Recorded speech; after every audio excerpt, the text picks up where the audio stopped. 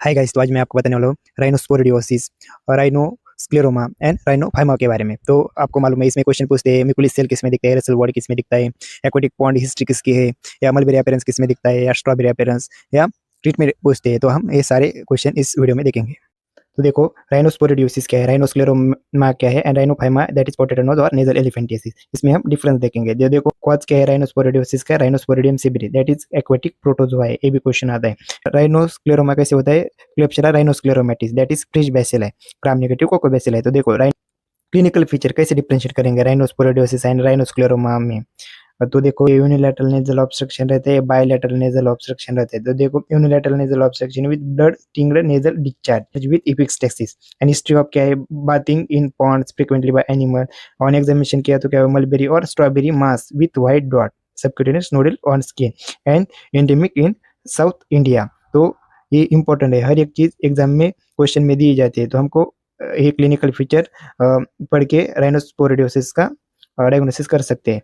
राइनोस्क्लेरोमा का clinical feature क्या है, bilateral nasal obstruction with excessive nasal crusting, woody hard nose रहता है। तो उसमें 3 स्टेजेस रहते हैं। दैट इज पहली फर्स्ट स्टेज क्या है, एट्रोपिक है, उसके बाद क्या है, ग्रैनुलोमेटस स्टेज है। तो ग्रैनुलोमेटस के वजह से क्या होता है, हार्ड है, वुडी नोज रहता है। जब cicatricial stage that is scarring stage, ये लास्ट स्टेज है, उसमें हेब्रा नोज और टेपिर नोज। तो देखो जो टिप ऑफ नोज है वो डाउन साइड को गए हैं। डायग्नोसिस कैसे करते हैं, बायोप्सी के लेकर करते हैं। तो राइनोस्पोरिडियोसिस के पेशेंट का बायोप्सी लिया तो क्या होता है, स्पोरेंजियम विथ स्पोरेंजियोस्पोर दिखता है हिस्टोपैथोलॉजिकल एग्जामिनेशन किया तो।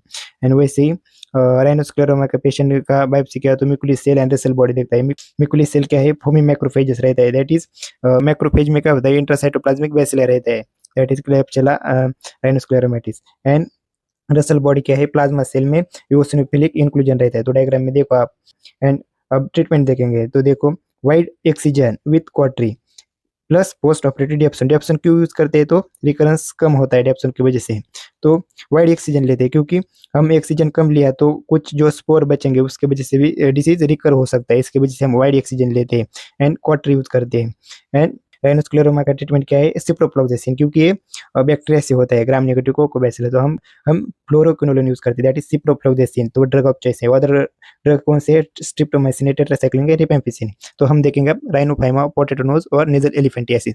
तो देखो सिंपल है, ये क्या है, hypertrophy of sebaceous gland at the tip of knows.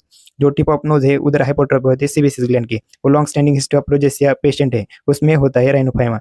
तो इसमें ट्रीटमेंट क्या है, जस्ट कॉस्मेटिक डिफॉर्मिटी हम करेक्ट करते हैं, एक्सीजन ऑफ हाइपरट्रोपिक जो स्किन है उसका एक्सरसाइज करते हैं, CO2 लेजर एक्सीजन यूज करते हैं।